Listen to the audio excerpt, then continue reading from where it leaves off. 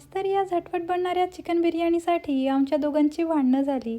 कारण ही चिकन बिर्याणी खूप जास्त टेस्टी झाली होती. त्यासाठी आधी मी गार्निशिंगसाठी कांदा फ्राय केला आणि सोबतच फोडणीची तयारी केली.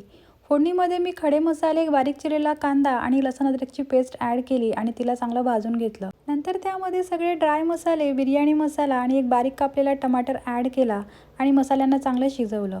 नंतर मी त्यामध्ये मॅरिनेट केलेलं चिकन ॲड केलं आणि चिकनला तेल सुटतपर्यंत मी चिकन चांगलं शिजवून घेतलं. सोबतच मी भात पण बनवून घेतला होता आणि तो भात मी चिकनवर लेअर करून घेतला आणि त्यावरून थोडं तूप ॲड केलं आणि थोडं केसरचं दूध पण त्यावरून ॲड करून घेतलं आणि फ्राय केलेला कांदा आणि कोथिंबीर टाकून छान गार्निश केलं आणि थोडा वेळ झाकून स्लो कुक केलं. एवढी सुंदर बिर्याणी बनवून रेडी झाली होती आणि सगळ्या घरामध्ये सुगंध सुटला होता आणि पाहूनच खायची इच्छा होत होती. सोबतच मी रायता पण बनवला होता आणि ही बिर्याणी एवढी जास्त टेस्टी झाली होती की जेव्हा यांना मी बिर्याणी खायला दिली तर हे पूर्णपणे मग्न झाले होते बिर्याणी खाण्यामध्ये, की त्यांनी मला बिर्याणी खाताना सांगितलंसुद्धा नाही की बिर्याणी कशी झाली आहे म्हणून आणि माझ्या बिर्याणीची तारीफसुद्धा केली नाही. मी त्यांच्यासाठी एवढ्या प्रेमाने बिर्याणी बनवली होती आणि त्यांनी त्या बिर्याणीची तारीफच केली नाही आणि जेव्हा सगळं पोट भरून झालं तेव्हा मला म्हणतात की बिर्याणी खूप छान झाली होती म्हणून आणि मला नाही यांचा राग आला खूप जास्त.